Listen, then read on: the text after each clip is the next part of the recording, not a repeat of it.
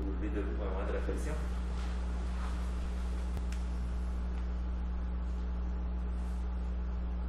Merci, vous pouvez vous asseoir.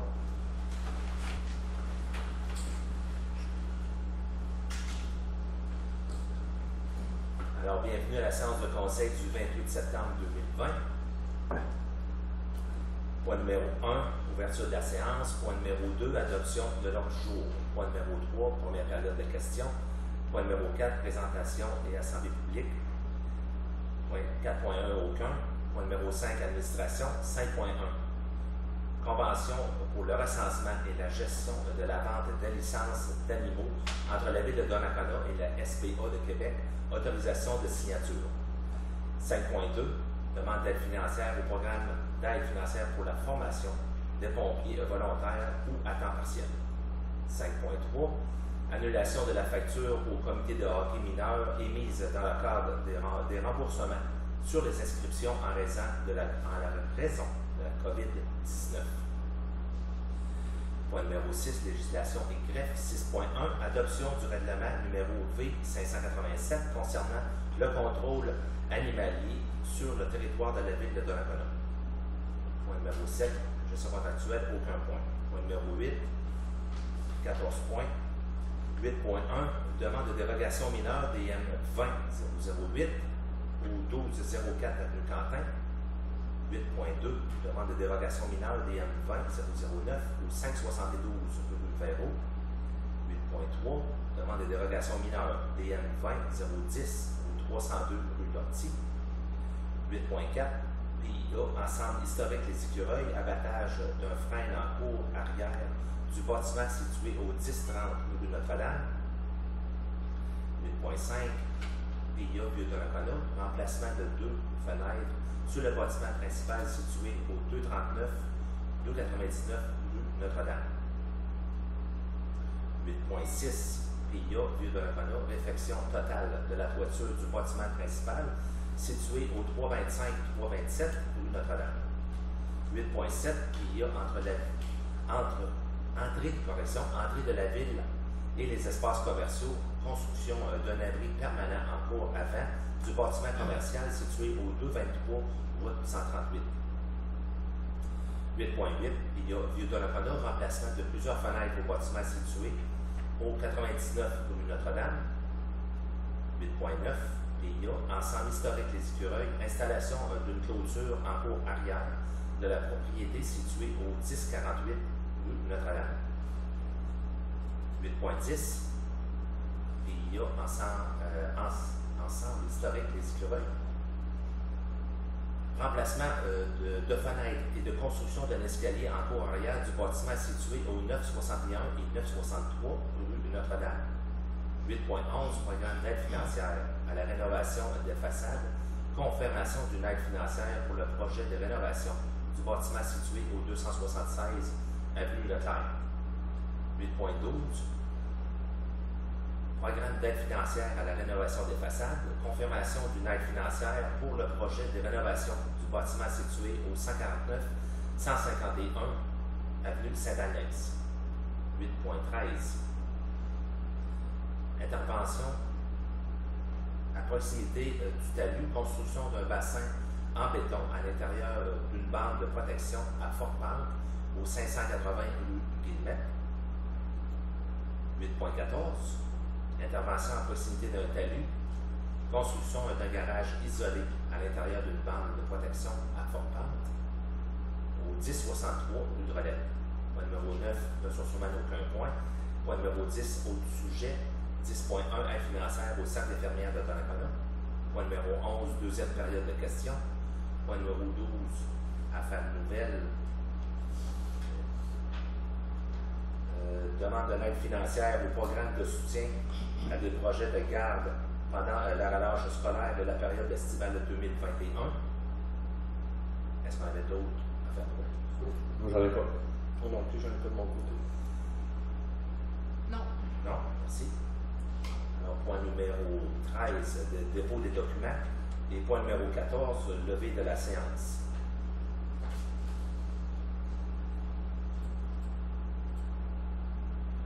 Alors, point numéro 1, ouverture de la séance. J'aurais besoin d'un proposeur. Je propose.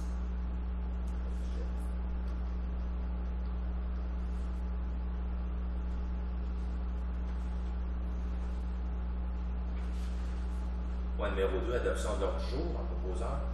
Je propose. M. Paquin.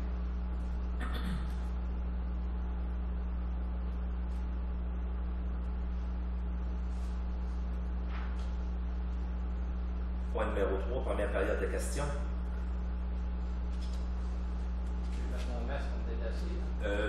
Oui, s'il vous plaît, M. Barbeau. Lorsque vous serez au micro, vous devez vous présenter. Comme ça, on est sur enregistrement et vidéo, comme ça, les personnes vont pouvoir entendre votre question également. Quand je rentre là, Vous pouvez l'enlever, oui.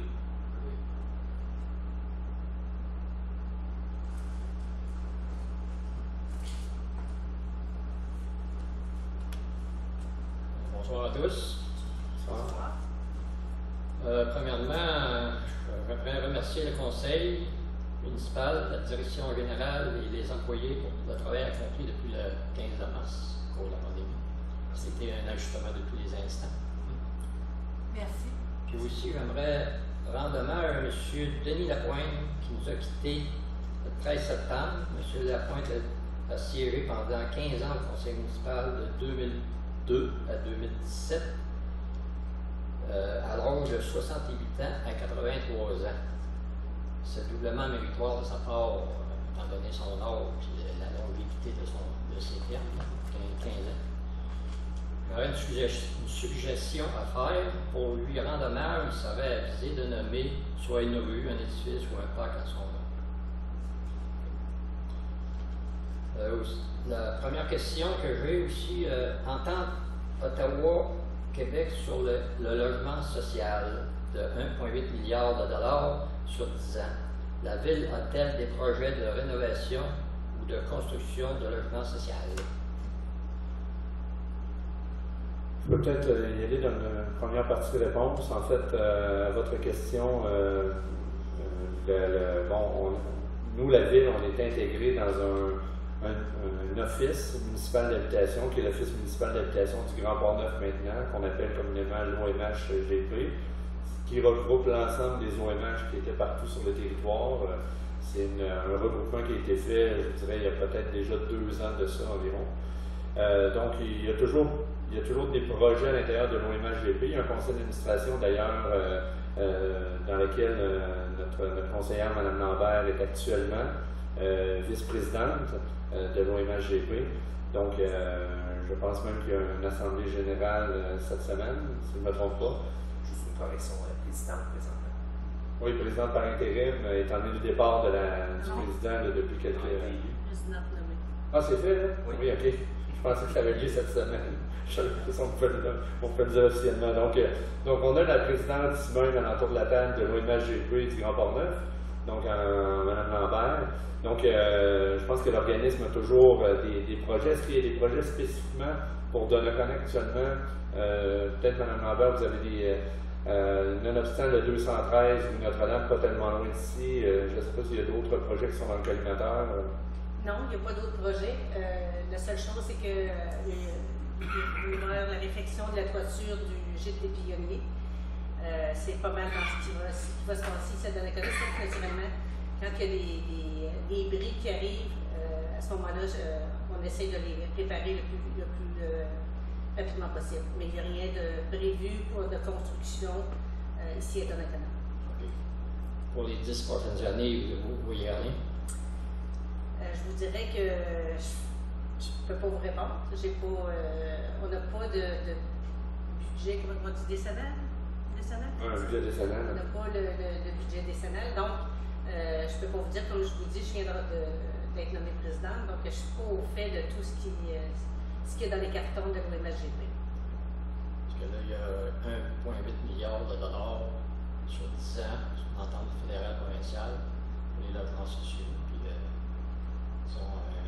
après que les grosses villes aient passé en premier, probablement qu'il va rester quelques dollars des petites villes. C'est à suivre. OK, mais je peux dire que Donnacona, on est quand même en bonne santé là-dessus. C'est nous qui avons le plus grand nombre de portes de logements sociaux. Okay. Merci. La deuxième question, c'est en décembre 2019, il y a eu une annonce d'agrandissement de 124 logements du Château Bellevue. Au mois de janvier, une dérogation mineure a été accordée pour le début de la construction au mois de mars, suite à la vente du château. Où en est le dossier? Je vais laisser M. Germain répondre, mais allez-y. Donc, en effet, le projet, bon, il y a eu des dérogations mineures qui ont eu lieu au début de l'année. Un projet devait lever de terre au courant de l'année. Évidemment, la pandémie actuelle a retardé ces investissements-là de la part du promoteur. Et parallèlement à tout ça, il y a eu justement une vente ou un transfert de propriété. La compagnie qui était gérée essentiellement par quelques administrateurs, dont deux, se sont dissociés dans les derniers mois et maintenant le complexe ici qui était auparavant Château Bellevue est maintenant devenu le complexe Au Sommet depuis, je vous dirais peut-être 3 semaines, 1 mois maximum. Là. Donc c'est sûr que le propriétaire, M. Grégoire Turcotte, et c'est également le même qui est promoteur d'un projet dont il y a eu des dérogations au début de l'année. C'est un projet qui est en veilleuse pour quelques temps, étant donné la situation, repositionnement un peu de son projet. Il y a toujours l'intention, mais je pense que leur énergie était concentrée au transfert de propriété au cours des derniers mois. Là. Mais c'est un projet qui est encore actif, on va dire ça comme ça. D'accord, M. Turcotte, il a gardé combien de sites en fin de compte sur le total?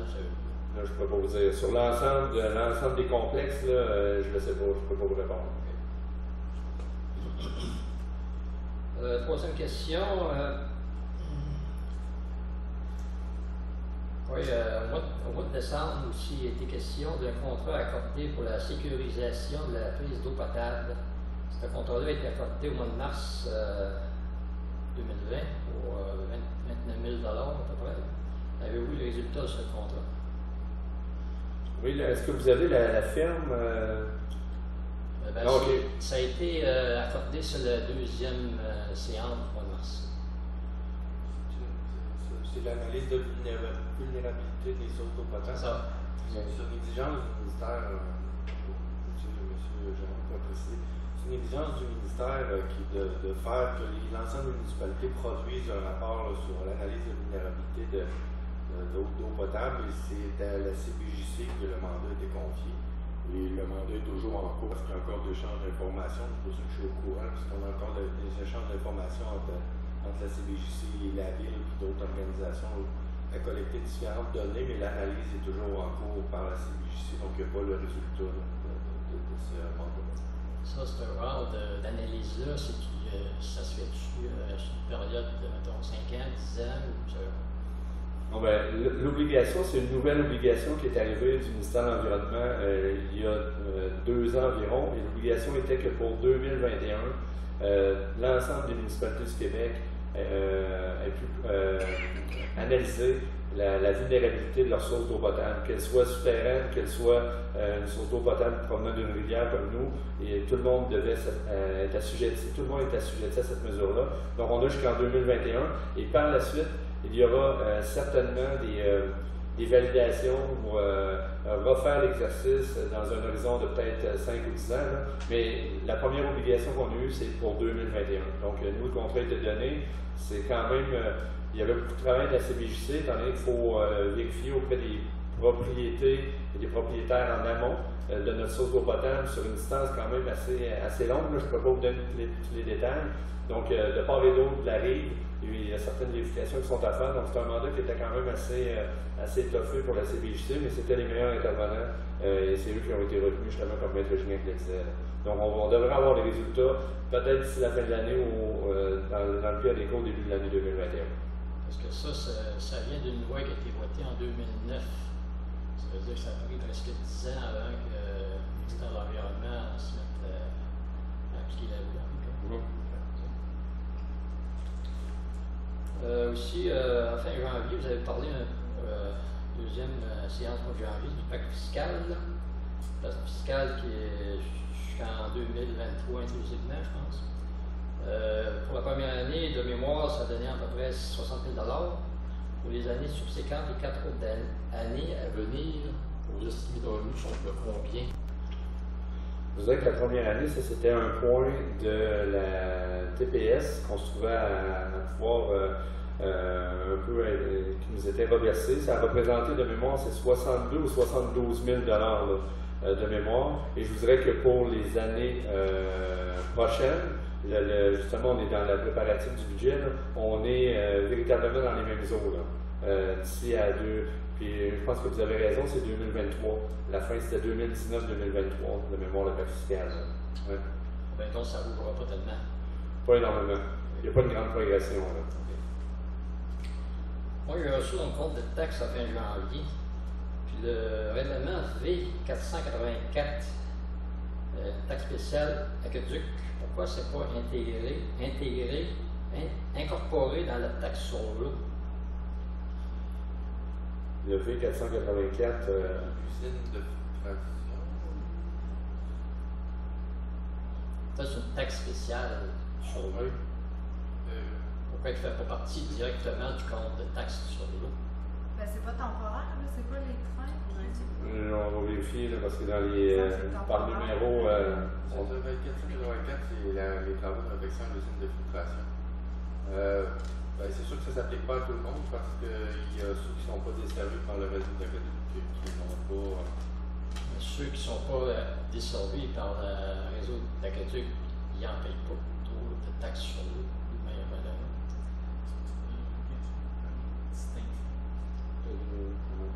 En fait, on a l'obligation d'en faire une distinction par la loi, tout simplement. Par la loi. Et donc, comme c'est un emprunt spécifique pour ces travaux-là, ben, il faut en faire la distinction et Mme Alain pourra vous le préciser.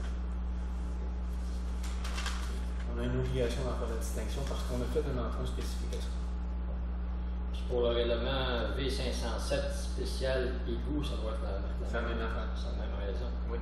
Ça veut dire que ceux qui ont sont accordés aux égouts, c'est pas tout le monde qui paye. C'est pas tout le monde qui paye parce que c'est pas tout le monde qui sont raccordés au réseau d'égout. Il y en a qui ont des faux septiques. Oui, mais ceux qui payent pour la taxe sur les égouts, disons, cette taxe-là, ils doivent tout payer. Oui, sauf qu'encore une fois, il y avait des travaux spécifiques à ça qui ont été, entre autres pour les égouts, tout ça. Donc, il y a eu des nettoyages des champs d'épuration.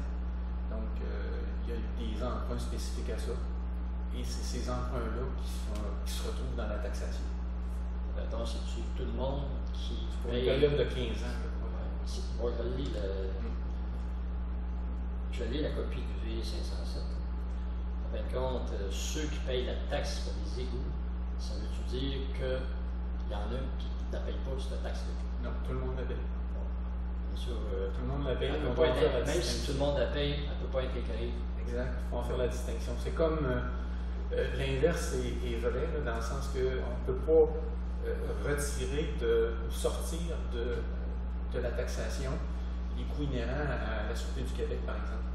Donc, il y en a qui le font, mais c'est illégal. Donc, je sais que certaines municipalités dans la MRC le font, mais ils ne peuvent pas le faire en tant que tel. Jusqu'à date, personne s'en est plaint. Et ça, c'est l'inverse.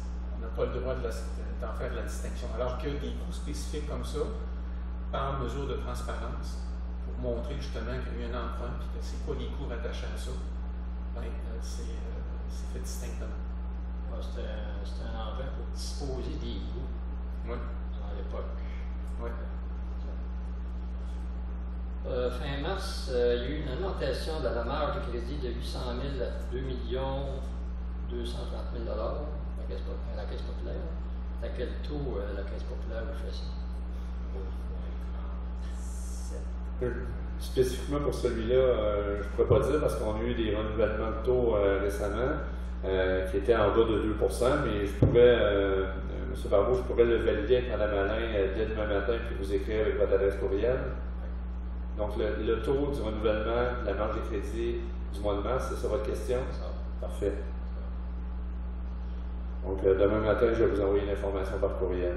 Puis, est-ce que, la Ville s'en est servie de cette marge de crédit supplémentaire? En fait, pas à notre connaissance actuellement. Je vous dirais que c'était une mesure de protection. On était dans les premières semaines, les premiers balbutiements de la COVID. Donc, on voulait se garder quand même de la marge de manœuvre si jamais on avait à faire des déboursés pour des dépenses qui allaient arriver éventuellement. Mais je ne crois pas qu'elle ait été utilisée en partie de façon importante. Là. Je vais le valider. Aussi, on pourrait parler aussi du budget de la ville. Comment vont les finances de la ville par rapport au budget voté fin décembre 2019 pour les revenus et les dépenses?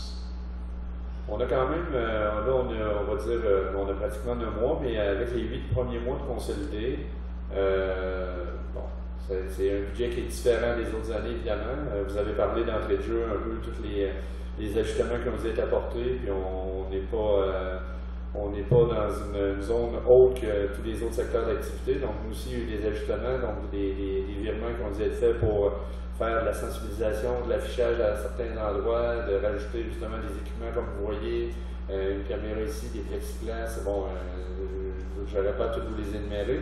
Mais, somme toute, avec les virements qu'on a pu faire, la fin de l'année, il reste quand même encore un bon 3 mois et demi, mais ça augure quand même mieux, dans le sens que vous avez entendu comme nous la nouvelle jeudi dernier, donc on l'a appris nous aussi, là, que les 2 paliers de gouvernement allaient verser un montant de 2,3 milliards de dollars aux municipalités, dont là-dessus un 800 millions aux municipalités pour leur permettre. On n'a pas encore eu les modalités de ces 800 millions-là, mais ce qu'on sait, c'est que ça va descendre jusqu'aux municipalités. Est-ce que ça va fonctionner par richesse foncière, par population, par hauteur de budget? On ne le sait pas. Mais il y a un budget de 800 millions sur ce 2,3 milliards-là qui est réservé aux municipalités pour les actions qui ont été prises au niveau de la première vague. Et il y a un 300 millions supplémentaire qui est là de façon à anticiper les mesures que les villes et les municipalités auront à prendre en 2021. Donc, il y a déjà des sommes allongées par les 2 paliers du gouvernement pour pallier aux quelques dépenses supplémentaires qui pourront arriver en 2021 selon la deuxième et s'il y a vague ultérieure également. La plus grosse partie de ce montant-là est réservée aux grosses villes pour le transport en commun. C'est ça que vous voulez dire. Oui. Donc, je pense qu'il y a 1,2 milliard qui est pour le transport, les villes ayant un transport en commun. 800 millions pour les municipalités, puis 300 millions pour l'année 2021. Puis, ça a-tu affecté le surplus non affecté de la ville depuis le 1er janvier? Ben, je vais vous dire ça, je peux vous donner le montant exactement. Donnez une petite seconde.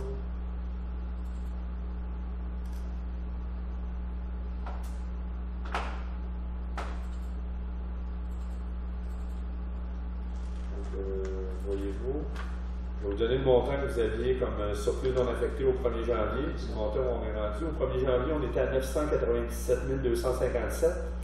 Donc, en date d'aujourd'hui, on est à 865 730. Donc, à l'intérieur de ça, il y a eu des montants, des dépenses qui étaient non planifiées. Là. Il y a eu des résolutions en février pour une machine à plancher pour l'aréna, une dégeleuse en mai pour le service des travaux publics, l'achat d'une souffleuse usagée dans un encan, encore une fois en mai, un système de sonorisation pour une fontaine qu'on a ici à la ville en juin, un système d'éclairage au parc du chemin de la rivière en août et une location d'une pompe pour les étangs aérés au mois d'août dernier également. Ah, puis les étangs aérés, disons, ça coûtait cher pas mal. Peut-être que ça serait bon de s'installer pour si jamais ça revient, ça, les sécheresses, à cause de la sécheresse, par exemple, pour payer des prix exorbitants pour les coûts.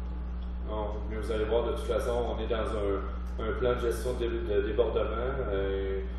On est l'une des seules villes, on est louangé par le ministère de l'Environnement actuellement, à avoir complété un plan de gestion de débordement et que ce plan-là a été approuvé par le ministère de l'Environnement.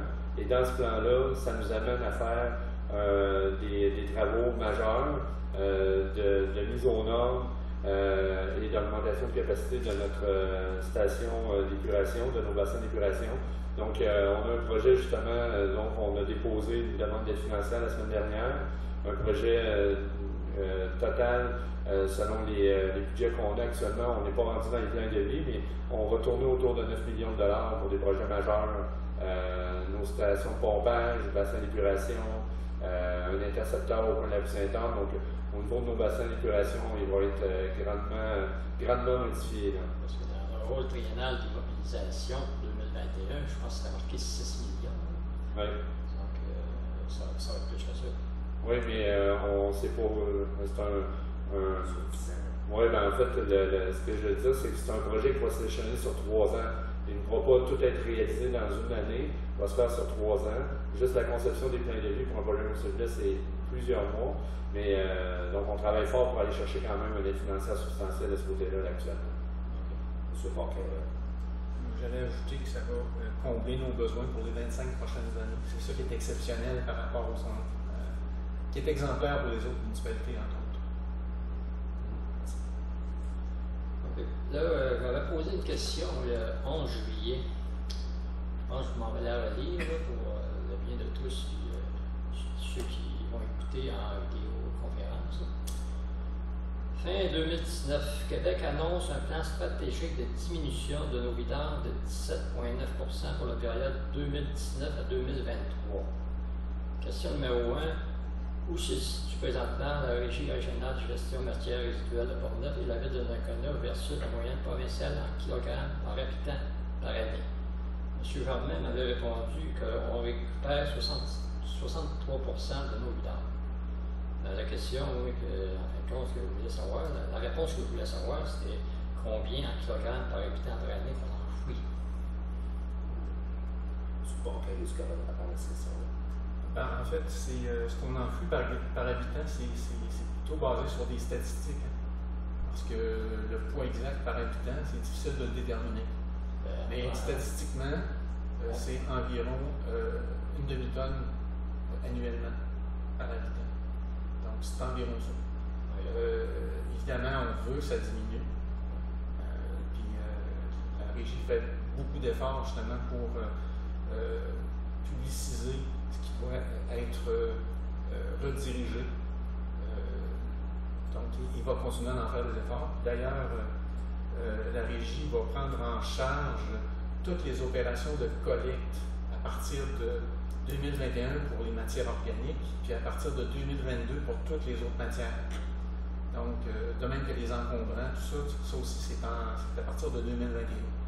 Donc, ça veut dire également pouvoir faire prolonger nos sites d'enfouissement, parce qu'on veut qu'ils soient prolongés le plus possible, parce que ça coûte extrêmement cher d'en développer un. D'ailleurs, je vous invite à aller voir la vidéo sur le site de la Régie, la vidéo qui montre la construction, la réalisation de la cellule numéro 3, qui a coûté 1,8 million, donc qui a une durée de 5 ans. On avait pisté ça à un moment donné. Donc, tout ça, c'est à peu près cette quantité-là. Puis, une cellule est bonne pour 5 ans. Donc, c'est sûr qu'on veut, puis là, on a vendu à 3, puis on a 7 à faire au total. Donc, il nous reste 4 autres cellules, donc on en a pour environ entre 20 et 25 ans. Et ce qu'on nous a dit, c'est que ça va tellement bien, on gère tellement bien l'enfouissement de nos matières résiduelles, c'est-à-dire qu'on diminue l'enfouissement per capita, malgré l'augmentation importante de la population de la MRC de Portneuf et des municipalités membres de la MRC de la Jacques-Cartier. Malgré l'augmentation importante de cette population-là, notre site d'enfouissement fait en sorte que la bonne gestion fait en sorte que sa durée de vie est prolongée. Donc, on parle entre 30 et 35 ans de durée de vie encore. C'est quand même très bien parce que ce qu'on me disait, c'est qu'environ 800 portes de plus par année qu'on dessert. Donc, c'est sûr qu'il faut faire des efforts supplémentaires. Puis, je regarde dans les autres MRC autour, je sais que dans le coin de Bois-Chapelle, ils ne font même pas la collecte d'organique encore. Charlevoix, c'est même pas commencé. Dans ces coins-là, en tout tout cas, Bois-Châtel, ça s'écoute. C'est pas commencé, c'est j'en suis sûr et certain. Pour Charlevoix, je ne suis pas absolument sûr. Mais nous, ici, ça fait depuis 2 ans qu'on fait cette collecte-là. Et là, on est en train de le faire pour les industriels commerciaux et institutionnels. Donc, on commence graduellement pour respecter la loi qui est rentrée en vigueur cette année. Donc, ça va bien. Ça va bien. Et sauf que, avec la COVID, là, je vous dirais qu'il y a eu toutes sortes de choses qui se sont trouvées dans les poubelles. Il y a beaucoup de gens qui en ont profité pour faire du ménage, puis ils n'ont pas envoyé ça dans le bon bac. Ça, je peux vous dire ça. Si on se compare avec les autres municipalités, que la MRC de Portneuf, on est-tu avantageusement positif? Au niveau de Donnacona? Oui. Je vous dirais que ça va bien, Donnacona, ça récupère beaucoup. Mais je n'ai pas les chiffres exacts. Je sais que c'est très bon, Donnacona. Puis le bac brun, il s'agit de se promener le jour des collectes pour se rendre compte qu'il est toujours, en tout cas pour la majorité des propriétés, toujours au chaud. Donc ça va très bien de ce côté-là. Parce que moi, j'ai lu un article à un moment donné sur le Soleil qui parlait de ça. J'ai lu ça à la fin de 2019. Là. Puis il disait que la moyenne provinciale, c'était 687 kg par habitant par année. Ça, c'est la moyenne provinciale. Puis là, comme je vous ai dit tantôt dans ma question, le ministère de l'Environnement veut baisser ça de 17,9 %. Ce qui fait un objectif pour la fin de 2023 de 572 kg par habitant par année. Moi, la seule information que j'ai pour Donnacona, je l'ai eu quand j'ai eu mon compte de taxe. Il y avait un pamphlet qui était avec le compte de taxe, puis c'était marqué que ça donnait 1,2 tonnes par habitation. C'était marqué sur ce pamphlet-là. Puis si on prend j'ai été aussi sur le dernier recensement fédéral, puis à Donnacona, chaque habitation a 2,1 habitants. Si on prend 1,2 tonnes divisé par 2,1 habitants, ça donnerait 571 kg par habitant par année. Je vous parlais d'une demi-tonne. Une demi-tonne, pas mal proche. C'est pour ça que je vous ai posé la question. Si vous avez des chiffres plus précis que les miens, je peux poser la question au niveau de la régie, au à un conseil moment donné, le ministère de l'Environnement va vouloir avoir des choses ici. Oui. Parce que, étant donné qu'ils ont déjà l'objectif de 10 de 17 points. Je sais que ce que je peux vous dire, en tout cas, c'est que si on le regarde au niveau de la MRC, je vous dirais que le rendement de la régie par rapport à l'ensemble des régies semblables qui existent au Québec, on est dans le top 5. Donc, c'est bon signe. En plus, avec maintenant, on fait affaire avec Frontenac pour le traitement des matières pas résiduelles, mais recyclables. Et on a un suivi maintenant, contrairement à là, on a un suivi de la revalorisation de chacune des matières. Donc, mais vous allez voir dans les prochains mois beaucoup de publicité par rapport à ce qui doit être mis dans le bac vert, parce que là, actuellement, il y a beaucoup de délinquants. Mais ça, c'est pas spécifique à Donnacona, c'est spécifique à la grandeur de la MRC. Donc, il va falloir éduquer comme il faut. Parce qu'il s'est ramassé, à titre d'exemple, il s'est ramassé dans les bacs verts des réservoirs d'essence en plastique. Il s'est ramassé des réservoirs de gaz propane, ce qui est extrêmement dangereux pour ceux qui font la collecte, parce que ça peut sauter dans un camion, c'est pas possible. Il se ramasse également des tuyaux d'arrosage. Donc ça nuit à la machinerie. Il se ramasse toutes sortes de choses comme ça, que ça ne devrait pas être là. Aussi, à titre indicatif, là, sur l'article que j'avais lu sur le Soleil, là, il disait que pour la Ville de Québec, là, en ce moment, c'est 540 kg par habitant par année. C'est que la Ville de Québec fait bonne figure, je peux dire, dans le palmarès, par métier. Oui. Là, il me reste une question, mais je pense qu'on va attendre la deuxième période de questions, parce que ça va être un petit peu long, la deuxième question. Merci. On va passer au point numéro 4, présentation à l'Assemblée publique, il n'y a aucun point. Point numéro 5, administration. 5.1, convention pour le recensement et la gestion de la vente de licences d'animaux entre la Ville de Donnacona et le SPA de Québec, autorisation de signature. la Ville de Donnacona souhaite confier à la Société protectrice des animaux de Québec, la SPA, le mandat du recensement et la gestion de la vente de licences des animaux sur son territoire. Le règlement numéro V578 sur la gestion contractuelle ainsi que la loi sur les cités et villes permettent à la Ville de conclure ce contrat de gré à gré. La résolution numéro 2020-08-266 du 24 août 2020, par laquelle le Conseil municipal autorisait la conclusion d'une telle entente avec la SPA de Québec d'une durée de 4 ans à partir du 1er janvier 2020. Après discussion, il a été convenu d'étendre la période d'entente de 4 ans et de 3 mois, soit à partir d'octobre 2020. La résolution est que le Conseil municipal approuve la Convention pour le recensement et la gestion de la vente de licences d'animaux sur le territoire entre la Ville de Donnacona et la SPA de Québec d'une durée de 4 ans et 3 mois, soit du 1er octobre 2020 au 31 décembre 2024. Le Conseil municipal autorise M. Sylvain Germain, directeur général, à signer au nom de la Ville cette convention. On a besoin d'un proposant. Je propose. M. Pagé. Est-ce qu'il y en a qui sont contre?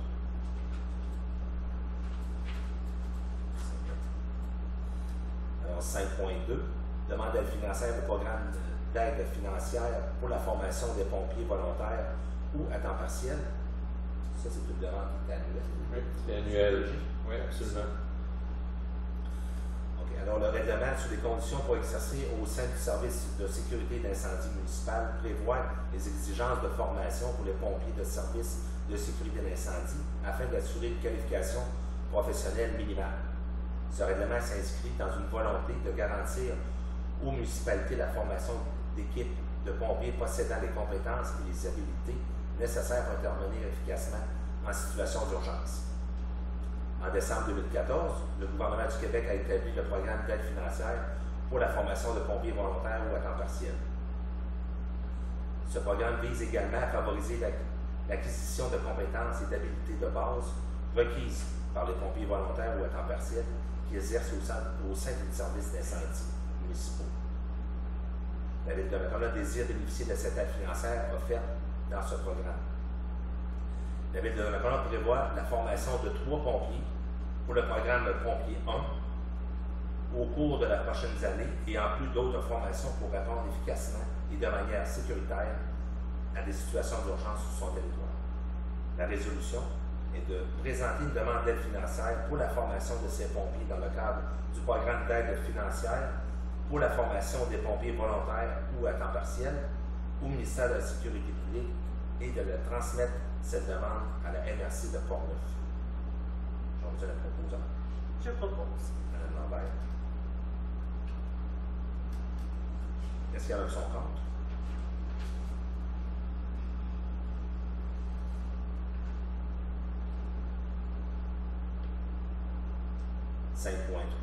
Annulation de la facture au comité de hockey mineur émise dans le cadre des remboursements sur les inscriptions en raison de la COVID-19. Alors, la fin abrupte des activités de hockey mineur en raison de la pandémie et la décision de la Ville de rembourser une partie des inscriptions en raison de cette fin prématurée.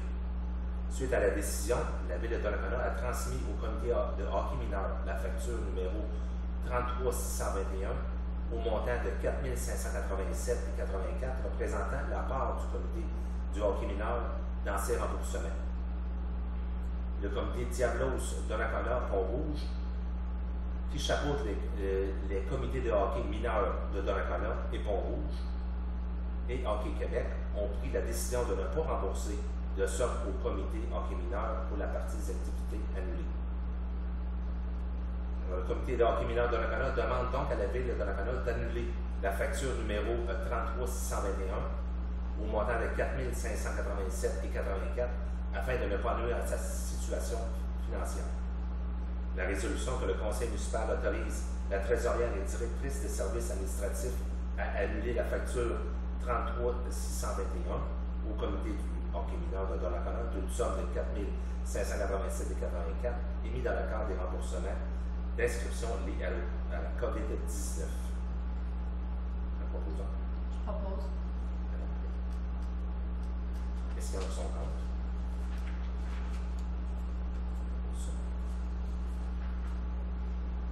Point numéro 6, législation et greffe. 6.1, adoption du règlement numéro 580V-587 concernant le contrôle animalier sur le territoire de la ville de Donnacona. Monsieur le greffier. Donc, c'est le règlement de 587 donc, qui était mis en avis de motion qui a été déposé lors de la dernière séance du Conseil, donc le 14, et le projet est également déposé à ce moment-là. Donc, c'est le règlement qui vise à un peu mettre en application, qui prévoit les différentes modalités d'application pour la délégation à la SPA de Québec concernant le contrôle animalier et la gestion des licences. Donc, on est à l'étape de l'adoption du règlement qui va rentrer en vigueur dans les prochains jours. Merci. Un proposant? Je propose. Madame Michel. Est-ce qu'il y a son compte?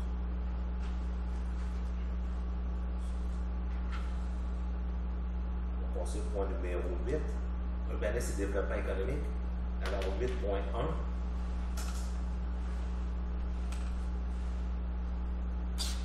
Demande dérogation mineure DM 20008 ou 1204 avenue Quentin.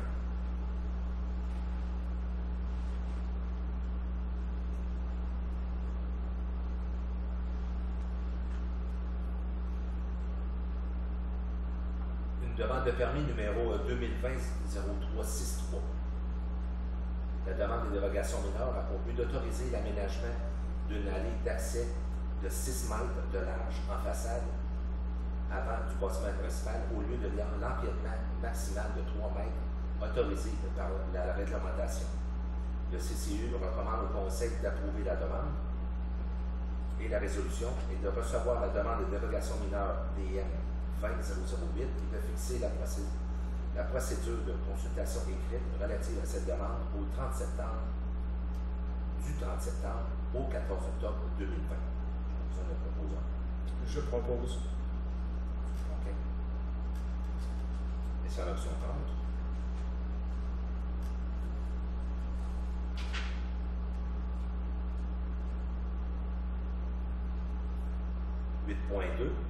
Demande dérogation mineure DM 20009 au 572 rue Véro. Demande de permis numéro 2020-0364. La demande de dérogation mineure vise à rendre conforme l'installation d'une piscine hors terre de 5,49 mètres de diamètre située à 0,69 mètres du bâtiment principal au lieu du 1,5 comme prescrit. Le CCU recommande au Conseil d'approuver la demande et la résolution est de recevoir la demande de dérogation mineure DM 20009 et de fixer la procédure de consultation écrite relative à cette demande du 30 au 14 octobre 2020. 30 septembre au 14 octobre 2020. Je propose. M. Paget. Et ça a son compte.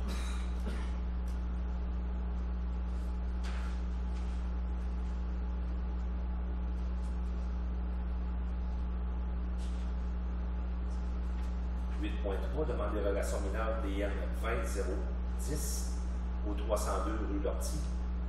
Demande de permis numéro 2020-0393. La demande de dérogation mineure vise l'autorisation de construction d'une pergola d'une superficie de 22,33 m², alors que la superficie maximale autorisée pour le bâtiment agrément est de 20 m² pour les terrains d'une superficie inférieure à 1500 m².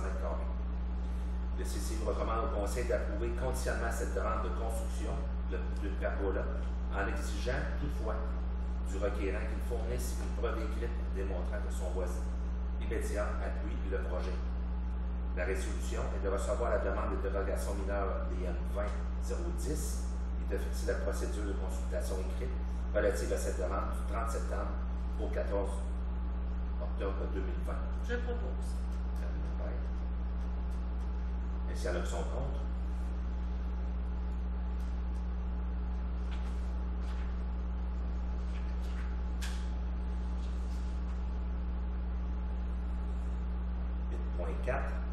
PIA Ensemble historique Les Écureuils, abattage d'un frêne en cour arrière du bâtiment situé au 1030 rue Notre-Dame.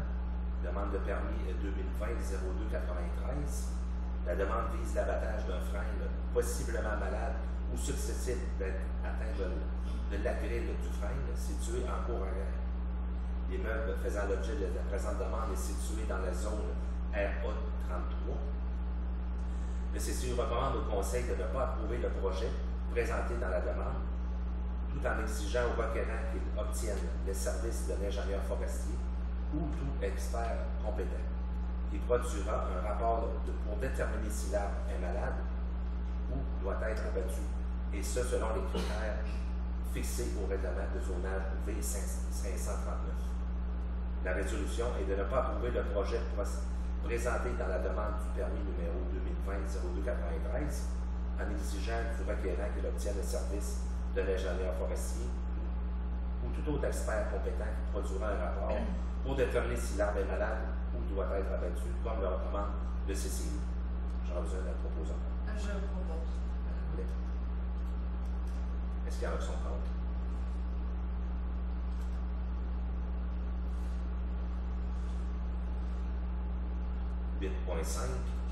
PIA, lieu de reconnaître remplacement de 2 fenêtres sur le bâtiment principal situé au 293-299 rue Notre-Dame. Demande de permis 2019-0432. 2 demandes ont été déjà formulées afin d'effectuer des travaux de rénovation extérieure au bâtiment principal situé au 293-299 rue Notre-Dame, soit le 3 octobre 2019 ainsi que le 28 novembre 2019 pour le remplacement de 6 fenêtres et que le CCU et le conseil municipal ont refusé partiellement. Les projets présentés en précisant aux requérants qu'ils devaient se présenter une nouvelle demande en respectant les recommandations de la MRC, soit de remplacer celle-ci par des fenêtres à guillotine. Une nouvelle demande a été formulée à la Ville afin d'effectuer des travaux de rénovation extérieure au bâtiment situé au 293 et au 99 rue Notre-Dame, soit le remplacement de 2 grandes fenêtres sur la façade avant du bâtiment principal. L'immeuble faisant l'objet de la présente demande a été répertorié dans la base de données patrimoniale réalisée par la MRC comme étant un bâtiment d'intérêt à protéger. L'immeuble fait l'objet de la présente demande et dans la zone CV5 et le CCU nous recommande au Conseil d'approuver la demande. La résolution est d'approuver des plans annexés à la demande du permis numéro 2019-0432. J'en ai la proposant. Je propose. Madame Michel. Est-ce qu'il y en a qui sont contre?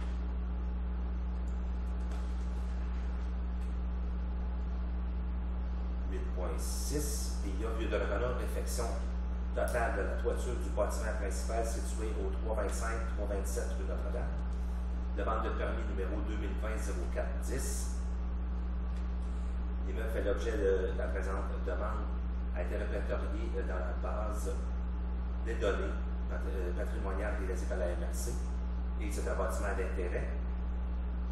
Les membres du CCU jugent que le projet présenté ainsi que les 2 propositions détaillées par la requérante pour remplacer sa toiture sont conformes aux objectifs et aux critères applicables de la réglementation sur les PIA dans le secteur du lieu de la commune. L'immeuble fait l'objet de la présente demande est situé dans la zone CV5 et le CCU nous recommande au Conseil d'approuver la demande. La résolution est d'approuver les 2 projets présentés dans la demande de permis numéro 2020-0410, tout en laissant à la requérante le soin de déterminer lequel elle préfère pour remplacer sa toiture. Vous avez un proposant? Je propose. M. Poirier. Est-ce qu'il y en a qui sont contre?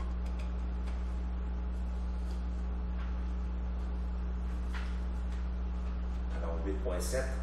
Entrée de la ville et des espaces commerciaux, construction d'un abri permanent en cours avant du bâtiment commercial situé au 223 route 138. Demande de permis numéro 2020-0417. L'immeuble faisant l'objet de la présente demande est situé dans la zone C7. Les membres du CCU jugent que le projet présenté est non conforme aux objectifs et ne répond pas aux critères applicables de la réglementation sur le PIA dans le secteur de l'entrée de la ville et les espaces commerciaux. Le CCU recommande au Conseil de ne pas approuver la demande et de refuser l'émission du permis numéro 2020-0417, tout en précisant au requérant que le CCU est favorable au projet et il propose qu'un bâtiment accessoire mieux intégré et architectural plus attrayant soit élaboré afin de répondre aux objectifs du PIA. La résolution est de ne pas approuver le projet et les plans annexés à la demande de permis numéro 2020-04-17. Je propose. M. Bagé. Est-ce qu'il y a une option contre?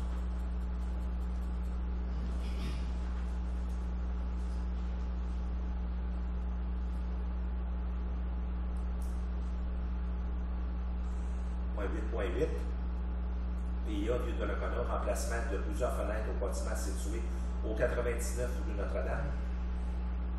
Numéro de permis 2020-04-46. L'immeuble faisant l'objet de la présente est situé dans la zone CB1. Le CCU recommande au Conseil d'approuver la demande et la résolution d'approuver le projet présenté dans la demande de permis numéro 2020-04-46 et la réalisation des travaux projetés. J'aurais besoin d'un proposant. Propose. Je propose. Vous voulez? Il y en a qui sont contre.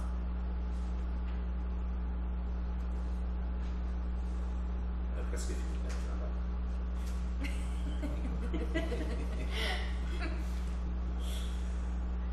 C'est un spécial urbaniste ce soir. Alors, au 8.9, PIA, ensemble historique Les Écureuils, installation d'une clôture en cour arrière de la propriété située au 1048 rue Notre-Dame, demande de permis 2020-04-44.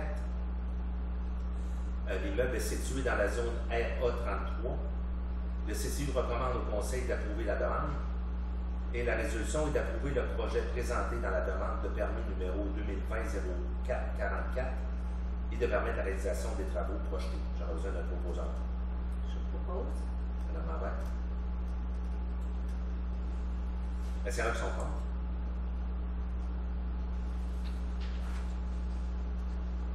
« 8.10. PIA Ensemble historique Les Écureuils, remplacement de fenêtres et construction d'un escalier en cour arrière du bâtiment situé au 961-963 rue Notre-Dame. » Alors, numéro de permis 2020-04-32. L'immeuble est situé dans la zone M4. Le CCU recommande au Conseil d'approuver la demande et la résolution est d'approuver le projet présenté dans la demande de permis numéro 2020-04-32 et de permettre la réalisation des travaux. Proposant. Je propose. Madame Pichette. Mais c'est avec son compte.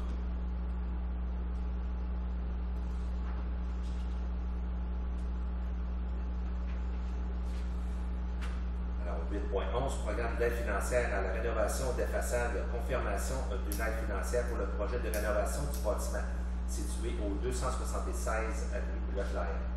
Demande de permis 2019-02-50. Cet immeuble est situé dans le territoire admissible à ce programme. Le CCU recommande au Conseil d'approuver la demande et la résolution est d'approuver la demande d'aide financière pour la portion des travaux admissibles pour le projet de rénovation du bâtiment situé au 276 rue Leclerc, prévu à la demande du permis numéro 2019-02-50 dans le cadre du programme de rénovation des façades du règlement numéro V552 et d'autoriser les services administratifs à verser cette aide financière lorsque les conditions et les modalités du programme seront complétées. Proposant. Je propose. M. Parker. Les serveurs sont contre. Alors, 8.12, programme d'aide financière rénovation des façades, confirmation d'une aide financière pour le projet de rénovation du bâtiment situé au 149-151 avenue Sainte-Agnès. Une demande a été formulée à la Ville le 2 juillet 2020 afin d'effectuer des travaux de rénovation extérieure sur le bâtiment principal, soit le remplacement du revêtement extérieur ainsi que le changement des portes et des fenêtres. Le CCU et le Conseil municipal ont approuvé conditionnellement le projet présenté dans la demande en exigeant au requérant qu'il utilise un modèle semblable ou à guillotine dans les grandes fenêtres afin de créer une ensemble plus harmonieuse. Une nouvelle demande a été formulée afin d'effectuer des travaux de rénovation à l'extérieur sur le bâtiment principal, soit le remplacement complet du revêtement extérieur ainsi que le changement des portes et des fenêtres du bâtiment principal. L'immeuble L'immeuble est situé dans le territoire admissible au programme et le CCU recommande d'approuver cette demande. La résolution est d'approuver le projet présenté dans la demande d'aide financière, soit le remplacement complet du revêtement extérieur, ainsi que le changement des portes et fenêtres au bâtiment principal et d'octroyer l'aide financière appropriée l'équivalent à 33 des travaux admissibles pour le projet de rénovation du bâtiment au 149-151 rue Sainte-Agnès, prévu à la demande du permis 2020-0285 dans le cadre du programme de rénovation des façades du règlement numéro V552 et d'autoriser les services administratifs à verser cette aide financière lorsque les conditions et modalités du programme seront complétées. Je propose. J'ai une question. M. Bagé? Oui, madame. Question. C'est pas 5 000 $ maximum, l'aide financière?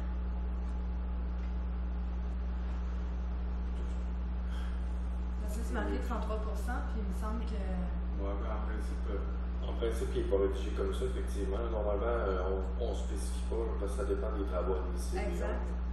Donc, la notion de 33 je ne sais pas pourquoi elle figure là. Ça devrait être la même écrit que dans l'autre, en fonction des travaux admissibles. Parce que ça dépend aussi des travaux qui sont en façade versus ceux qui ne sont pas. Donc, le 33 il ne devrait pas être retrouvé. OK. Merci. Ça a son compte.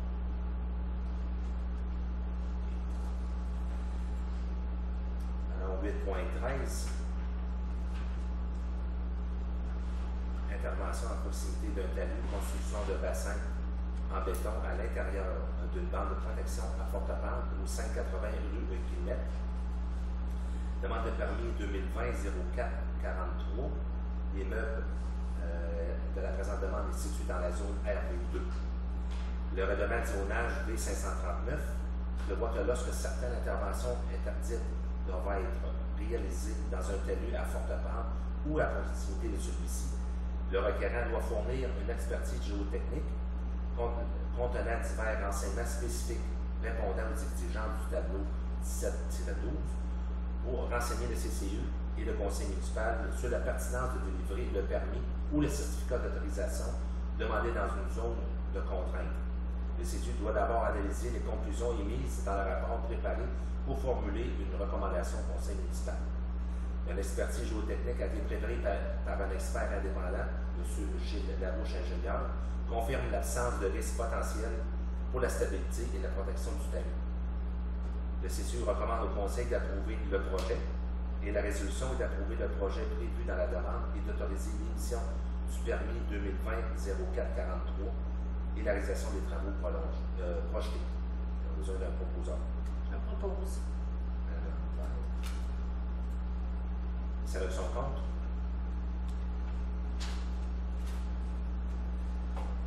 « 8.14.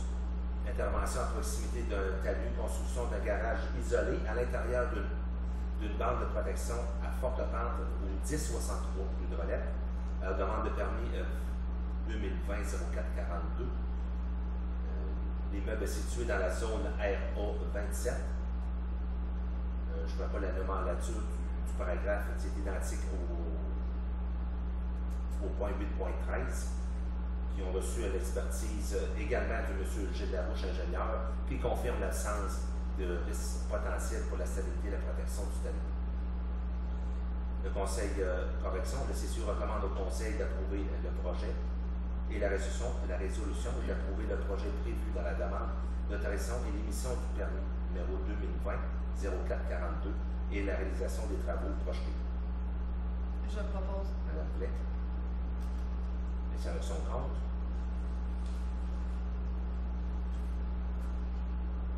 Ce qui conclut les points numéro 8 de l'urbanisme. On va passer au point numéro 10.1, aide financière au cercle d'infirmières de Donnacona. La correspondance reçue par le cercle d'infirmières par laquelle l'organisme demande une aide financière pour la réalisation de ses activités. Le conseil municipal juge approprié de verser cette aide financière. La résolution est de verser une aide financière de 695 $, au cercle d'infirmières de Donnacona pour la réalisation de leur activité et d'autoriser ces dépenses à même le poste budgétaire. J'aurais besoin d'un proposeur. Je propose. À votre chef. y en a qui sont contre. C'est le point numéro 11, deuxième période de questions. Merci, M. Barreau.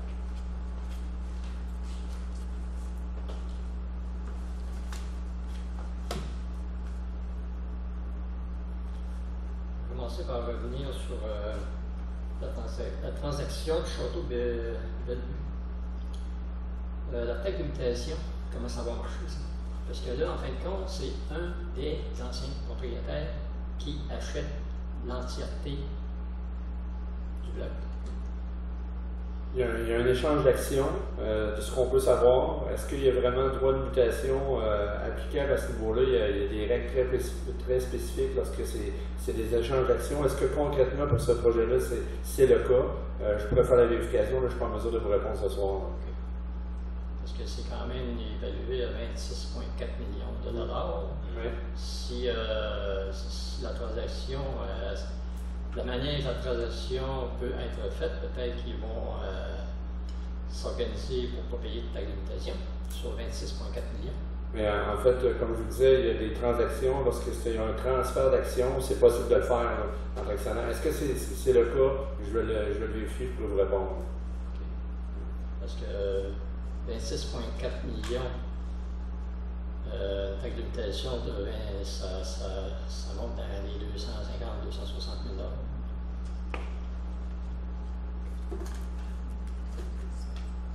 $. Le 6 juin, j'ai posé une question. On va lire la question pour le bénéfice de tout le monde. Selon le document Planification stratégique 2020-2024, ajouté sur le site de la ville le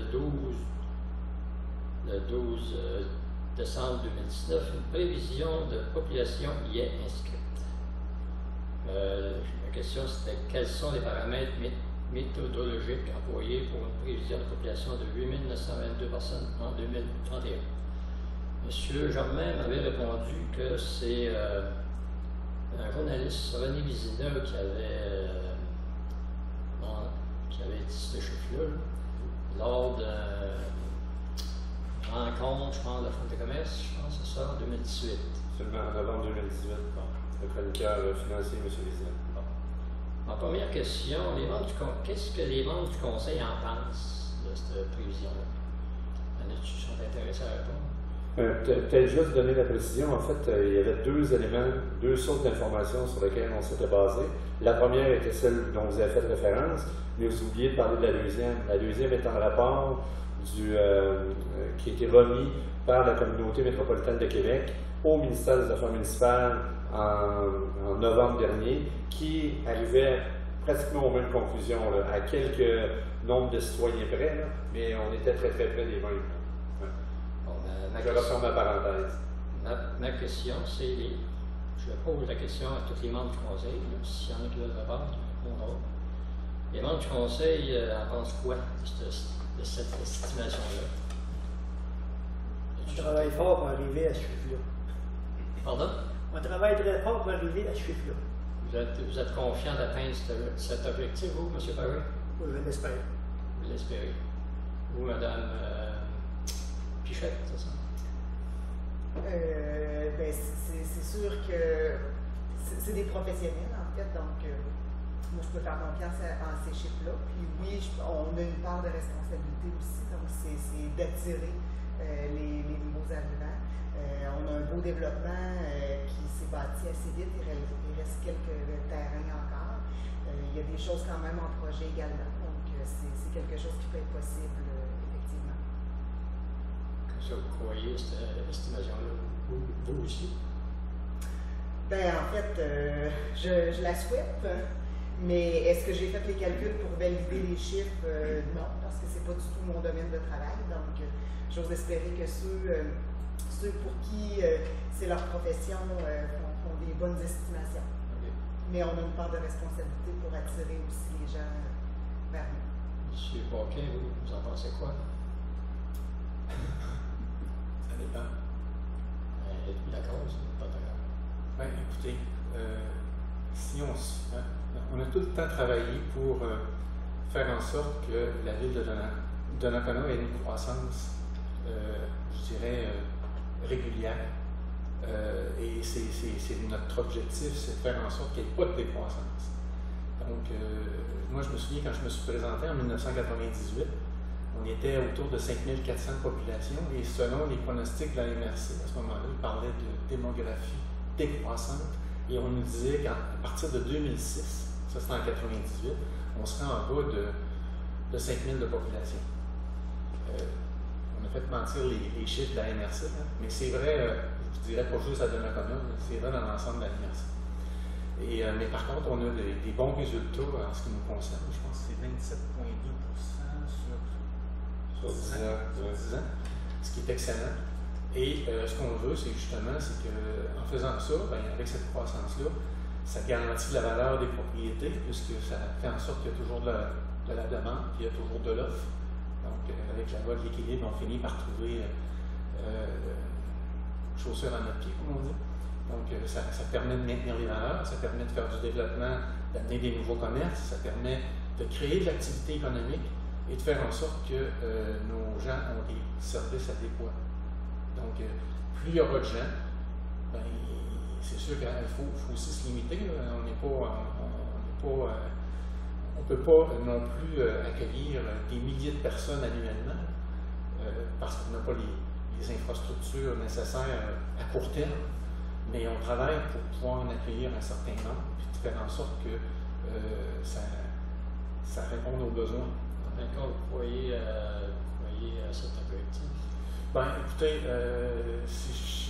oui, je crois parce que là, on est autour de 7300 environ. J'ai hâte de voir le prochain décret. 7337. C'est ça. Donc, et qui aurait dit ça en 1998? Donc, et là, je peux vous dire qu'on est très content de ça. Puis, ça va continuer à croître.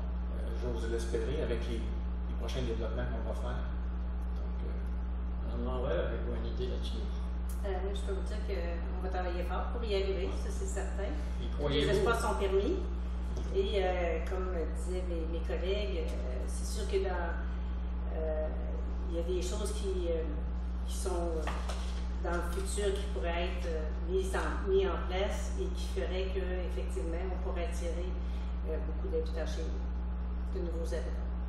Donc, comme je vous disais, les espaces sont permis et je pense qu'on est capable d'y arriver. Madame Blais, là. Rationnellement, Donnacona est un endroit où il fait très bon vivre. On travaille fort pour attirer les gens. Je crois que si les gens cherchent une résidence, puis sont justement rationnels, qui cherchent quelque chose qui est à proximité de Québec, qui ici on commence à avoir des commerces très intéressants. On a une eau potable qui est excellente. La preuve, il y a 2 microbrasseries qui se sont installées ici. On a énormément de parcs, on valorise l'environnement. L'accès au fleuve, ça s'en vient de plus en plus. Le compte de taxe est quand même très bas. Je pense qu'on était à quelque chose comme 2 000 $ pour une résidence moyenne, 220 000 à peu près pour une maison, quand même une super belle maison. Il y a plein d'activités qui se font à pied. C'est très animé au niveau de la culture, au niveau du sport. On va avoir un centre aquatique. Donc, rationnellement, quelqu'un qui cherche une maison avec un nouveau lieu pour vivre avec une jeune famille devrait tout s'en merci. Donc, je crois en ces statistiques-là, mais encore une fois, les gens vont y aller selon leur coup de cœur. Donc, c'est juste des statistiques. Fait que c'est difficile de penser qu'il y aura plein de gens qui vont déménager, mais rationnellement, oui. S'ils pensent comme moi, oui. Cette mère, oui. Moi, je crois, oui. Je sais qu'il y a une autre étude aussi que M. Germain se souvient, qu'on avait pris connaissance que la ville de Donnacona était considérée dans les 25 villes avec la démographie la plus égale au niveau du Canada. On était 25e ou 19e, en tout cas, on était dans les top 25 au niveau du Canada, parce qu'on avait une démographie qui était constante. Il y avait beaucoup de choses qui venaient à rapport ça, dont Mme Blais a dit quelques-unes, l'accès facile à l'autoroute. On est près des grands centres, puis on offre des services très abordables, aussi bien qu'une grande ville. Je crois que c'est un chiffre qui est atteignable. OK. Puis, Puis avez-vous une idée, de comment M. René Vizina s'est pris pour arriver à ce chiffre-là? Avez-vous une idée? Bon, c'est sûr que M. Vizina est quand même assez bien branché de par ses fonctions antérieures de journaliste économique à travers différents médias, journaux, écrits, et avec la réputation qu'il suit. Donc, il y a des entrées un peu à l'intérieur, je pense, de différents ministères également pour avoir accès à de l'information. Évidemment, comme je disais tout à l'heure, selon la zone d'influence métropolitaine de la grande région, de la communauté métropolitaine de Québec, qui ont des chiffres sensiblement les mêmes, j'imagine, puis là, on est dans l'hypothétique, parce que on a pu assister à cette rencontre-là qui donnait devant les gens d'affaires, c'était au Grand Port-Neuf à l'automne 2018, comme vous le disiez tout à l'heure.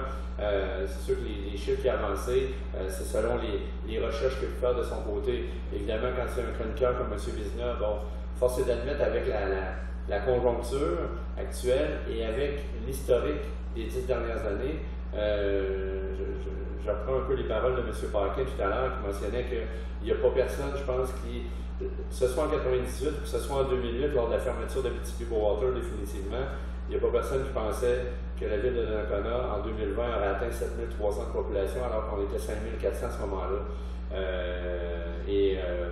Force est d'admettre que ça a fonctionné, que le développement a fonctionné, que la mise en valeur des parcs et des services de loisirs que Mme Blais a témoigné tout à l'heure a fonctionné. Donc, je pense que ces chiffres-là n'étaient pas tirés en l'air pour tirer en l'air. Il y a eu des chiffres qui ont été tirés pour d'autres villes avoisinantes, que ce soit Pont-Rouge. Évidemment, l'est du comté de Port-Neuf a été grandement mis à profit en fonction de la banlieusisation de la ville de Québec, on va dire ça comme ça. Cette tendance-là qui, d'ici 2026, selon les chiffres qu'on a de la communauté métropolitaine de Québec, ce serait 16,2% d'augmentation pour atteindre 8500 et 2031, 8922. Je partage un petit peu l'opinion des membres du conseil. C'est des chiffres qui sont atteignables. OK. J'avais une question. Oui, M. Pagé. Moi, M. Barbeau. Oui. J'en ai une idée, moi. Inquiétez-vous pas, je vais vous la dire, mon idée. Bon, mais qu'est-ce que vous pensez? Êtes-vous d'accord avec ces chiffres-là? Non. Parce que vous avez posé la question. Je vais vous le dire. Pourquoi je ne suis pas d'accord? Inquiétez-vous pas, M. Pagé, je vais vous le dire. Je ne sais pas, je ne vous dirai pas n'importe quoi. C'est une recherche que j'ai faite là-dessus. En fin de compte, là, je vais vous dire comment M. Vizina s'y est pris pour arriver à cette conclusion-là. Donc, il ne s'est pas trop forcé, M. Vizina. En fin de compte, il a pris l'augmentation de la population de 2001 à 2016, puis il l'a appliqué de 2016 à 2031. Ça arrive, time, pile. C'est ça qu'il a fait. Ça veut dire que c'est pas bon. À mon humble avis, c'est pas bon. C'est très simple. Très simple. C'est très, très simple. Très simple. Là, vous pouvez vérifier, vous pouvez été sur Statistique Canada, j'ai pris la population de 2001 versus la population de 2016, j'ai fait la soustraction, je l'ai appliqué 2016 à 2031, puis arrive à 1 de différence. Ça veut dire que on va prendre en laisser qu'est-ce que M. Vizina a dit. Disons, je suis intéressé, moi, la première fois que j'ai lu ce chiffre-là, disons, sur le site de la ville, c'est ça que je me suis posé la question. D'où est-ce que ça vient, ce chiffre-là? C'est pour ça que je me suis posé la question de juin, je pense. Puis, entre-temps, moi, à un moment donné, j'ai lu un article du Journal des Affaires qui disait que, premièrement, il y a 104 MRC au Québec. Sur les 104 MRC au Québec, il y a 2 MRC sur 5 qui vont se dépeupler d'ici 2041. Ça veut dire que ça vient de l'Institut de la statistique du Québec. Qu'est-ce que en fin de compte, celui qui a écrit cet article-là, en fin de compte, il prend sa source de renseignement à l'Institut de la statistique du Québec.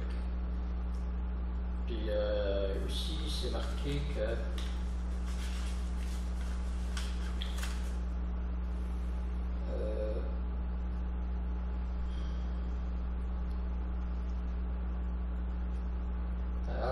rapport des personnes de 65 ans et plus est actuellement supérieur à 25% dans 16 des 104 MRC du Québec. En 2041, ça va être 90 MRC sur 104 qui va être en décroissance, selon l'Institut de la statistique du Québec. Moi, je trouve pas tous l'Institut de la statistique du Québec, M. Vizina. En fin de compte, aussi, sur le site de l'Institut de la statistique du Québec, là, j'ai été, il y a 104 MRC au Québec. Là, j'ai été à la MRC de 9. Ça donne des chiffres, en fait. La MRC de Portneuf en 2016 était 53 200. En 2021, on va être 55 600. En 2026, on va être 57 700. Puis en 2031, on va être 59 200. Ça veut dire qu'il va y avoir une augmentation de 6 000 personnes en 2016, puis sur 15 ans, il va y avoir une augmentation de 6 000 personnes dans la MRC de Portneuf. Il y a aussi l'Institut de la statistique du Québec qui dit qu'à partir de 2030, au Québec, il va y avoir plus de décès que de naissances. Pour la simple et bonne raison, à cause des bébés boomers. Ce qui fait que de 2031 à 2041, selon l'Institut de la statistique du Québec, il va y avoir seulement une augmentation de 2000 personnes dans toute la MRC de Portneuf. Puis là, disons que si, pour respecter le 8922 personnes en 2031, il faudrait que sur les 6 000 personnes de 2016 à 2031 en plus, il faudrait que la ville de Donnacona accapare 28,3% de ces 6 000 personnes-là. Puis là, en ce moment, les permis de construction qui se donnent à Donnacona versus la MRC de Portneuf, c'est 14%. Ça veut dire que du point de vue statistique, c'est impossible. C'est mon avis. Ça, étant donné que la source de M. Vizina, moi je trouve aller à voir, je vais inviter la ville à retirer ce chiffre-là, parce que c'est pas. Ça tient pas la route. M. Barbeau, je ne veux pas critiquer vos chiffres, c'est pas le but. Mais si je reprends qu'est-ce que M. Paquin a mentionné tantôt, puis en 1998, il prétendait que la ville de Donnacona sera en démographie. C'était le contraire. Fait que peut-être qu'eux aussi peuvent peut-être se tromper également. Je ne dis pas que c'est un objectif absolument d'atteindre le chiffre de 8639, je crois que vous avez dit. 1922. 922, c'est pas notre objectif primordial d'atteindre ce chiffre-là. Le but, c'est vraiment de servir, de donner des services appropriés pour le nombre, peu importe le nombre de personnes qu'on va avoir. Je vous dis ça, c'est de l'information, parce qu'en fin de compte, là, les décisions que vous prenez, là, c'est basé sur une augmentation de la population. Si l'augmentation de la population n'est pas au rendez-vous, ça veut dire que la facture que les contribuables vont payer, ben, il y aura moins de monde pour la payer, tout simplement. Ça veut dire qu'il faudrait avoir des objectifs réalistes. Si je peux me permettre, chaque décision qu'on prend n'est pas nécessairement basée sur un objectif de population à atteindre. On prend des décisions basées aussi sur les besoins maintenant. On prend pas je crois pas qu'on ait pris une décision qui est en fonction d'atteindre 8900 habitants d'une statistique justement qui est d'une très grande simplicité, mais néanmoins on peut quand même demeurer positif dans l'espoir d'accueillir le plus grand nombre de personnes ici à Donnacona. Mais c'est ça, les décisions qu'on prend au niveau environnemental, ça pour le plan de, j'oublie toujours le nom, là, sur 25 ans pour améliorer les bassins d'aération. Oui, notamment. Bon, ça, on n'a pas le choix de prévoir, notamment si on a un deuxième développement d'eau sur le fleuve, on n'a pas le choix de prévoir sur peut-être 10 ans. Mais encore une fois, ça, c'est au niveau de la capacité de tous nos bassins d'aération et tout ça. Mais ça n'est pas encore basé sur la statistique de M. Président. Je comprends qu'il y a plus de vérité, puis moi, ça me dérange de savoir aussi que c'est quand même d'une simplicité pour quelqu'un qui semble avoir autant de connaissances. Ça, c'est presque gênant, mais encore une fois, pour moi, c'est le côté optimiste de savoir, peut-être qu'on a une bonne croissance, peut-être qu'on pourrait accueillir encore 1000 personnes. Il reste que, M. Merleau, c'est tout à votre honneur de vous inquiéter de l'avenir comme ça, et des finances et des gens de Donnacona. Merci beaucoup. C'est des informations que je voulais partager avec vous, d'entrer qu'est-ce que vous voulez. Pour moi, je ne crois pas. Si on atteint 8000, moi, mes prévisions, c'est 8040 en 2030. En 2031. Donc, on serait on serait 900 en moins. Vous avez supporté de moins. Après ça, M. Germain. En fait, c'est pour ça que je vous ai dit ça dépend. Ça dépend, oui. Parce que ça n'a jamais été un objectif, le nombre de personnes à atteindre en tant que tel. On se donnait des objectifs, on se disait, ben, si dans les prochaines années on atteint 5500, on va être content. Mais si on ne l'atteint pas, on va continuer à donner les meilleurs services possibles à nos citoyens. Puis en fonction, évidemment, le coût sera réparti en fonction des services que l'on donne, parce que, évidemment, comme vous le dites, moins on est nombreux, plus ça coûte cher à chacun. C'est sûr, c'est une loi, comme on dit, une loi de la balise. Hein. Donc, c'est pas un objectif. Mais ce qui fait plaisir, par contre, c'est que des gens qui s'intéressent à Donnacona de plus en plus font la promotion, sans qu'on leur ait demandé, font la promotion d'un endroit qui est très agréable à y vivre. Puis, je pense qu'on n'est pas les seuls à le dire ici, à Donnacona. Puis, regardez, déjà dans des circonstances, puis c'est vrai pour tout l'ensemble de la MRC de Portneuf, parce qu'on le voit là, actuellement, on a une population qui est très disciplinée. On va dire ça comme ça, hein? Juste parce que ce qui se passe actuellement, on le voit bien, là, on est dans une jaune. Donc, c'est plaisant de le savoir. Et le fait que Donnacona soit dans la MRC de Portneuf, le fait qu'on a gardé des croissances régulières jusqu'à présent, on peut espérer que ça va continuer dans le même sens. Maintenant, est-ce que ça soit 8900, 8040, on va se rendre à 8000 à quelque part, là. Ça j'ai aucun doute là-dessus. Puis, on ne sait pas. Avec tout ce qui peut se passer, on a du territoire encore à développer, autant du côté de Haute sur le fleuve qu'ailleurs. Donc, on a dans nos cartons, je dirais, l'objectif de faire de la haute densité. Ce qui fait que des fois, les permis, c'est pour révélateur du nombre de logements. Donc, ça peut aider aussi. Donc, jusqu'à date, là, on est, je dirais, dans la MRC de Portneuf, la municipalité au mètre carré de territoire la plus densément peuplée. On est un des plus petits territoires, mais une des populations les plus élevées par rapport à notre territoire. Donc, ça veut dire qu'on fait attention. Ça veut dire aussi qu'on donne des services au prorata en fonction de notre territoire, les plus calculés, hein, si je peux m'exprimer comme ça. Donc, les plus rentables. Donc, tant mieux. Moi, en tout cas, Donnacona, j'aime bien ça. D'accord, moi, je voulais partager mes recherches. Oui, merci beaucoup de vos inquiétudes. En tout cas, en fin de compte, vous savez comment M. Vizina s'est ici. Merci. Je voulais juste terminer. M. Parker m'a enlevé les mots de la bouche. En fait, c'est statistiquement, tout peut se prouver ou se déprouver, se désapprouver, pardon. Mais une chose est sûre, c'est qu'en termes de densification, si on ne prend que la rue des Prés à Donnacona, qui était 2005, je pense, en termes de superficie de terrain, on peut challenger n'importe quelle superficie à l'intérieur de la MRC et même à l'intérieur de la région, peut-être de la capitale nationale.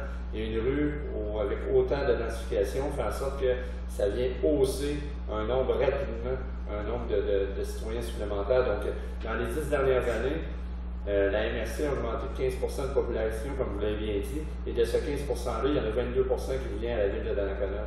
Donc, sur les 7000 de population supplémentaire, il y en a 1600 de Donnacona, et entre autres, c'est en fonction de la grande densification qu'on peut se permettre ici à Donnacona, parce qu'en termes de petits territoires, on a un plus petit territoire à la MRC, comme vous l'avez dit, avec la population qu'on a, donc, et on connaît les projets avec la densification qu'on a qui s'en vient. Donc, mais les chiffres sont là pour être justement justifiés par la suite, donc on verra bien en 2031. Ouais. soient pas si grandes trop vite. En fin de compte, le plus gros handicap en ce moment, c'est la démographie. Puis, à Donnacona, démographiquement, on a plus de personnes de 65 ans et plus que la moyenne provinciale. Ça n'aide pas en pas de temps. Puis, comme je vous ai dit tantôt, en 2030, ça va être, on va avoir plus de décès que de naissances au Québec. La moyenne d'âge de Donnacona est de 44 ans. C'est extrêmement élevé. Disons, les 65 ans et plus, au niveau provincial, c'est 19%. Au dernier recensement du gouvernement fédéral au Québec, à Donnacona, c'était 22,6%. C'est-à-dire que la population de Donnacona est plus vieille que la population du Québec en général, en partant. Là, ça va s'accentuer avec les années. Comme je vous dis, en 2030, il va y avoir plus de décès que de naissances. Le seul moyen d'augmenter la population du Québec à partir de 2030, ça va être l'immigration. Parce qu'il ne faut pas penser que l'interprovincial va nous avantager, parce que historiquement, au niveau interprovincial, on est perdant. Merci, M. Fortin. Alors, point numéro 12, affaires nouvelles, 12.1, demande d'aide financière au programme de soutien à des projets de garde pendant la relâche scolaire et la période estivale de 2021. Dans la ville de Laurent souhaite prolonger la durée du camp de jour pour la période estivale de 2021. La ville souhaite déposer une demande d'aide financière au programme de soutien à des projets de garde pendant la relâche scolaire et la période estivale de 2021. Volet 4, bonification de l'offre de garde existante pendant la période estivale. La Ville a pris connaissance des modalités de ce programme et la résolution est de présenter une demande d'aide financière au programme de soutien à des projets de garde pendant la relâche scolaire et la période estivale 2021, volet 4. Bonification de l'offre de garde existante pendant la période estivale pour le projet de prolongation de la durée du camp de jour de 2021 et de demander, et de correction, et de mandater Mme Sabrina Fizette, coordonnatrice en loisirs culturels, pour compléter et signer au nom de la Ville tous les documents relatifs à cette demande d'aide financière. Alors, j'aurais besoin d'un proposant. Je propose. Mme Lambert. Et ça reste son compte. Ça. Alors, levé de la séance, j'aurais besoin d'un proposant. Je propose. Complet. 20h26. 28.